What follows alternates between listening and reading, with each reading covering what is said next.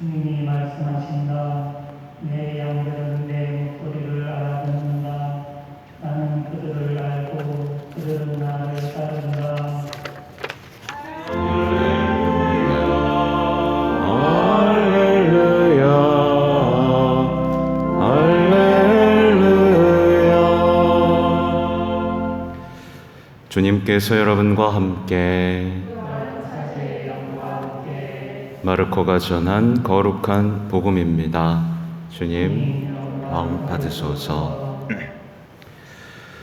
그때 사도들이 예수님께 모여와 자기들이 한 일과 가르친 것을 다 보고하였다. 그러자 예수님께서 그들에게 너희는 따로 외딴 곳으로 가서 좀 쉬어라 하고 말씀하셨다. 오고 가는 사람들이 너무 많아 음식을 먹을 겨를 조차 없었던 것이다. 그래서 그들은 따로 배를 타고 외딴 곳으로 떠나갔다. 그러자 많은 사람이 그들이 떠나는 것을 보고 모든 고을에서 나와 육로로 함께 달려가 그들보다 먼저 그곳에 다다랐다. 예수님께서는 배에서 내리시어 많은 군중을 보시고 가엾은 마음이 드셨다. 그들이 목자 없는 양들 같았기 때문이다. 그래서 그들에게 많은 것을 가르쳐 주기 시작하셨다. 주님의 말씀입니다. 그리스도님 찬양합니다.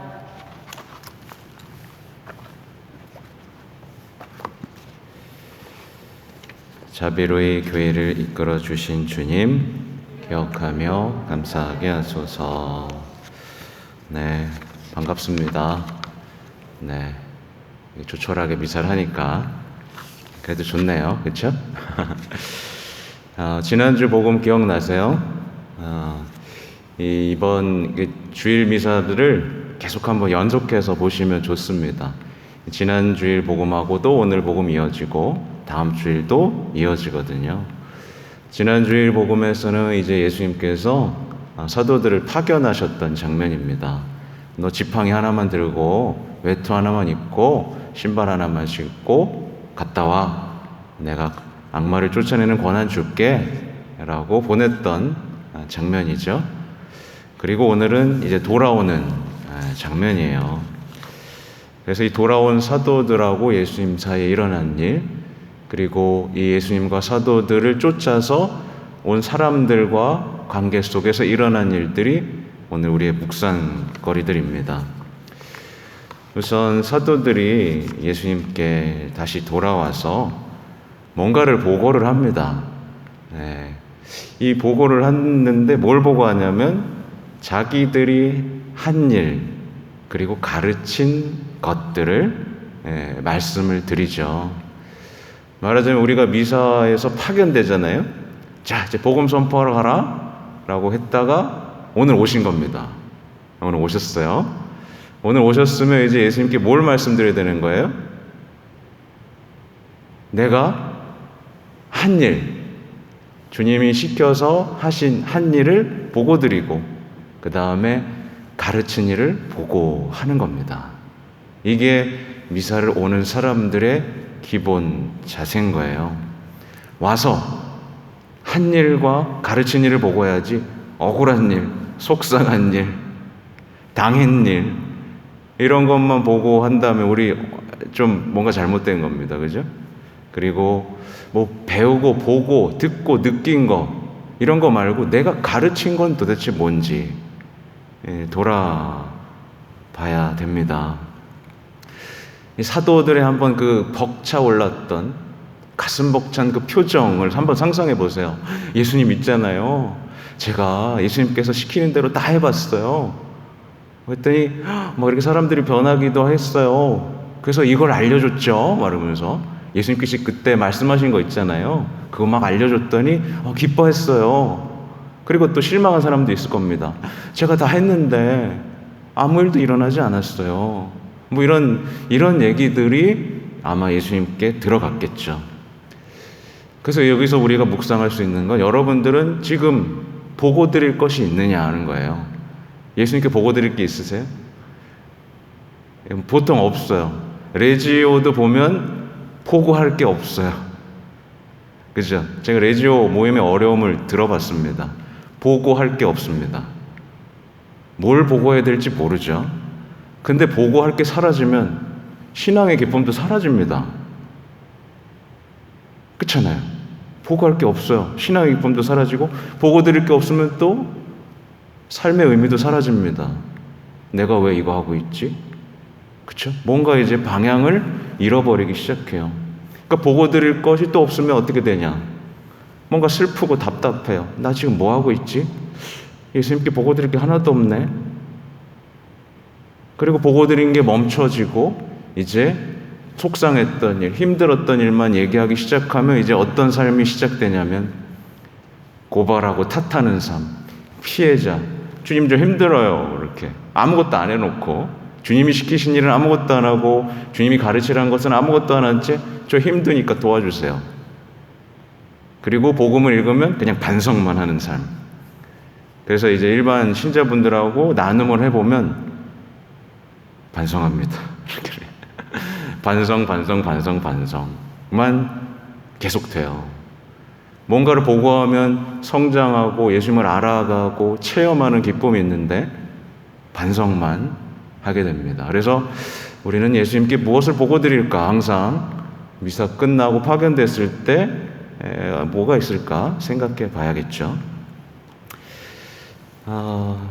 제자들이 막 예수님 이런저런 일을 막 보고하고 났더니 예수님께서 그래 넌 이걸 잘했고 뭘 저걸 잘했고 막 이렇게 해줬으면 좋겠는데 예수님께서는 너희는 따로 외딴 곳에 가서 좀 쉬어라 라고 말씀을 하시죠. 사람들이 너무 몰려들었기 때문에 첫 번째로 제자들에게 휴식을 주고 싶으셨던 게 첫 번째 목적이고, 복음에서 외딴 곳의 의미를 한번 생각해 보면 외딴 곳은 항상 예수님께서 기도하셨던 곳입니다. 새벽에 기도하셨던 곳이고, 그리고 오늘 이 외딴 곳으로 가는데 사람들도 나중에 따라오거든요. 이 외딴 곳이 어떤 곳이냐면 5,000명을 먹이신 기적이 일어나는 곳입니다. 그러니까 외딴 곳에 갔을 때 기적이 일어났어요. 오늘날의 묵상으로 좀 해보자면 뭐냐면 사도들이 막 사람들하고 가르치고 부딪히고 하면서 많은 체험들을 하고 관계를 맺고 기쁘기도 하고 실망하기도 했을 그 사도들, 이 사도들이 외딴 곳으로 보내진 이유는 그렇습니다. 이제는 사람들의 관심, 환호, 기대, 그렇죠? 봉사하다 보면 그렇게 느껴지잖아요. 내가 봉사했더니 신부님도 칭찬해 주시고 사람들도 좋아해 주고, 그죠? 거기에 취하게 되잖아요. 그리고 어떤 때는 거절당하고 상처받고 몰이에 당하고 그래서 또 사람들이 미워지기도 하죠. 근데 그것에서 벗어나서 주님과 함께 고요한 시간을 갖는다면 어떻게 될까요? 그러니까 이거를 사도들의 삶으로 떠올려 보면 됩니다. 만약에 사도들이 외딴 곳으로 가지 않고 계속해서 사람들과 만나고 주님의 일만을 했다면 어떻게 됐을까?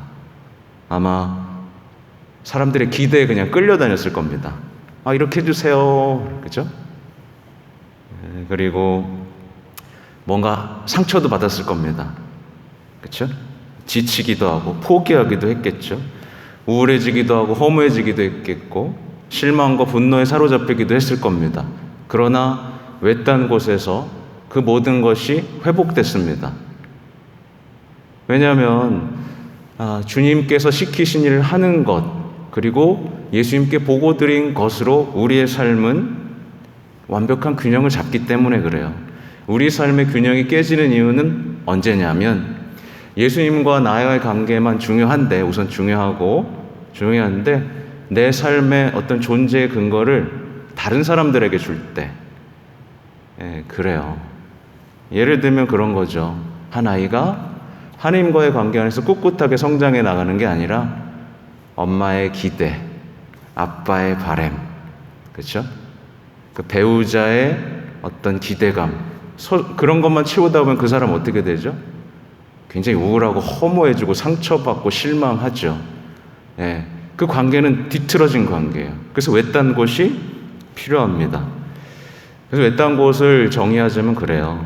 하느님과의 관계를 회복하고 내가 가진 믿음과 희망을 회복할 수 있는 것이 외딴 곳입니다. 또 그 외딴 곳에서는 하나님의 뜻과 하나님의 뜻이 아닌 것이 식별되는 곳입니다. 하나님의 목소리, 악마의 목소리를 구별할 수 있는 것도 외딴 곳이고, 하나님에게서 온 것과 하나님에게서 오지 않은 것을 구별해내서 쓰레기통에 버리고 간직할 것이 무엇인지를 구별할 수 있는 곳입니다. 이게 좀 어려운 얘기인가요? 아니죠? 네. 여러분이 외딴 곳은 어딘가 물어보고 싶은데, 그 전에 저에게 외딴 곳은 어디냐? 제 외딴 곳은 어딜까요? 제 외딴 곳은 고해소입니다. 고해소예요. 거기 가 있으면 내가 사제구나. 그리고 뭔가 이제 주님과 함께 있다라는 느낌에서 고요하게, 다른 사람들의 관계에 신경 쓰지 않고 고요하게 있을 수 있어요. 근데 어때요? 자꾸 사람들이 찾아옵니다. 자꾸 귀찮게 합니다. 외딴 곳에 고요히 있고 싶은데 자꾸 찾아와요. 그래서 어떤 마음이 드냐? 가엾은 마음이 들어서 자꾸만 가르쳐주고 싶은 생각이 드는 거예요. 그래서 주님 안에서 쉬고 싶다라는 내 마음과 자꾸 찾아오는 사람들을 대해야 하는 마음. 오늘 보면 이제 외딴 곳에 갔더니 이제 사람들이 초자하고 주님께서 가엾은 마음이 들어서 막 가르치셨다고 하잖아요. 그러니까 저한테는 고해소가 외딴 곳이에요. 여러분의 외딴 곳은 어딘가? 여러분에게도 고해소가 외딴 곳이 될 수 있습니다. 그곳에 들어가면 죄를 용서받는다는 기적이 일어나거든요. 그곳에 들어가면 내가 죄를 지은 것, 사실 죄라는 건 하나님과의 관계가 뒤틀린 거거든요. 네. 모든 관계가 뒤틀린 것이 죄인데, 그 모든 것을 바로잡고 죄가 사라지는 기적이 일어나는 그 기적의 공간, 고해소가 오늘날 외딴 곳이 될 수 있겠다라는 생각을 해봅니다. 어쨌든 예수님하고 사도들은 쉬고 싶었어요. 외딴 곳으로 배를 타고 갑니다. 근데 기가 막히게 이 사람들이 그냥 보고만 있지 않습니다. 가만두지 않습니다. 육로로 달려가서, 얼마나 빨리 달렸겠어요? 육로로 달려가서 먼저 가 있습니다. 배를 타고 딱 내리려고 하는데 사람이 와 있어요. 얼마나 황당했겠어요? 여러분 같으면 어떠시겠어요? 뭐야, 배 타고 도망갔을 텐데. 그러지 않으시고 이렇게 지켜보십니다. 이 뭐를 상징하냐면 예수님의 계획이 틀어진 거예요. 예수님의 의도와 계획도 틀어집니다. 그러니까 우리의 계획과 의도도 틀어집니다. 근데 그 의도가 틀어졌지만 결과적으로 어떻게 됐죠? 모두가 외딴 곳으로 모일 수 있게 됐습니다. 우리의 외딴, 우리의 계획과 의도도 항상 틀어지는데, 그 틀어질 때마다 우리는 어떤 마음으로 우리는 그 상황을 대처하고 있는지 돌아볼 필요가 있는데, 예수님께서는 의도가 틀어졌지만 그 상황 속에서 사람들을 바라보기 시작하시죠. 사람들을 먼저 바라보니까 가엾은 마음이 듭니다. 목자 없는 양들이라는 것을 발견하셨어요. 여러분의 목자는 누구죠? 예수님이죠. 예수님을 목자로 안 모시고 사는 사람들이 제일 불쌍한 사람들입니다. 근데 요즘에는 예수님 없는 사람이 뭔가 자유롭고 성취하는 사람처럼 느껴지잖아요. 그 세상 사람들 보면 저는 가엾습니다. 어찌나 가여운지. 근데 뭐 가르쳐 주려고 해도 배우려고 하진 않아요. 예수님에 대해서 가르쳐 드리려고 해도 배우지 않습니다. 여기서 우리가 돌아봐야 될 게 뭐냐 하면, 혹시 우리에게는 이 예수님의 눈길, 시선 대신에 이웃들을 향한 차갑고 냉담한 눈길이 있는지는 돌아봐야 돼요. 내가 뭔가 하려고 하는데 누가 나타났어요. 그러면 아우 짜증나, 귀찮아, 혼자 있고 싶은데, 그렇죠? 제일 재미있는 일화 중에 하나는 엄마들이 기도하려고 하는데 자식들이 엄마 밥 줘요 그러면 엄마 기도하는 거 몰라? 이렇게 예, 이상하죠? 아무튼 예수님의 눈길 대신에 차갑고 냉담한 그 눈길들, 그리고 그들을 보면서 가엾은 마음이 들었는데 우리의 마음은 어떤가요? 가엾은가요? 사람들이? 아니면 경멸하고 분노하고 단죄하는 마음이 들어있는지 돌아봐야겠고, 예수님께서는 많은 것을 가르쳐주기 시작합니다. 너무 가르쳐주고 싶었던 게 많았어요. 하늘나라는 말이야, 행복은 말이야, 구원은 말이야, 너무 가르쳐주고 싶은 게 많았어요. 근데 우리는 보통 쉽게 포기해버리고 맙니다. 그냥 그렇게 살아라 그래, 이렇게. 그렇죠? 그리고 가르쳐줄 것도 없어요. 몰라. 그러니까 우리는 배우고 싶은 갈망이 있는지, 혹시 몰라도 된다는 어떤 나태함이 있는지 돌아볼 필요도 있습니다. 사실은 우리가 하느님에 대해서 알고 싶은 갈망이 없다면 우리의 삶은 굉장히 불행해져요. 우리의 삶이 불행해지는 이유는 하나님께서 우리에게 모든 것을 성서를 통해, 성경을 통해 알려주셨고 교리를 통해 알려주셨는데 그것에 대해 관심이 없기 때문에. 몰라도 되지 뭐, 그냥 성당만 잘 나오면 되는 거 아니야? 그렇게 해서 행복해지는 사람 아무도 못 봤습니다. 항상 삶에서 뭔가 뒤틀렸을 때 헤맵니다. 뭐야? 이렇게 헤맵니다. 근데 하나님이 알려주신 그 성경 말씀을 푹 빠지고 알고 싶은 사람에게는 반드시 하나님이 알려주십니다. 왜냐하면 하나님은 스승님이시기 때문에. 진짜예요. 믿으셔야 됩니다. 하나님에 대해 알고 싶은 갈망 속에서 살아간다면 하나님은 기도를 통해서 다 알려주십니다. 네, 우리 기도를 통해서 우리 머릿속에 직접 넣어주시고 우리 마음속에 잊혀졌던 신적 지혜를 다시 일깨워 주시는 게 하나님이라는 거 기억하시면 좋겠습니다. 아무튼 예수님께서는 이제 내 다음 주에 이어지는 얘기인데 가엾은 마음이 들고 불쌍한 마음이 들었는데 바로 뭔가를 해주는 게 아니었어요. 빨리 뭔가를 보살펴주고 치유해주고 뭐 먹을 것도 주고 막 이래야 우리는 사랑한다고 생각하지만 먼저 주셨던 건 뭐냐면 말씀의 빵이었다는 겁니다. 그래서 우리도 주의해야 돼요. 봉사하시는 분들 주의하셔야 되는 게 뭐냐면 불쌍하다, 그냥 먹을 것만 주고, 그죠? 그러면 그건 NGO 사회단체랑 다를 게 없습니다. 우리는 예수님의 가르침을 먼저 전하는 거예요. 네, 우리가 달라야 하는 이유입니다. 세상 사람들과 다릅니다. 우리는 세상의 봉사단체와 다릅니다. 우린 예수님을 전하고 하늘나라의 희망을 전하고 우리가 가진 희망, 기쁨이 전해질 수 있도록 살아내는 사람이라는 거 기억하시면 좋겠습니다. 아멘.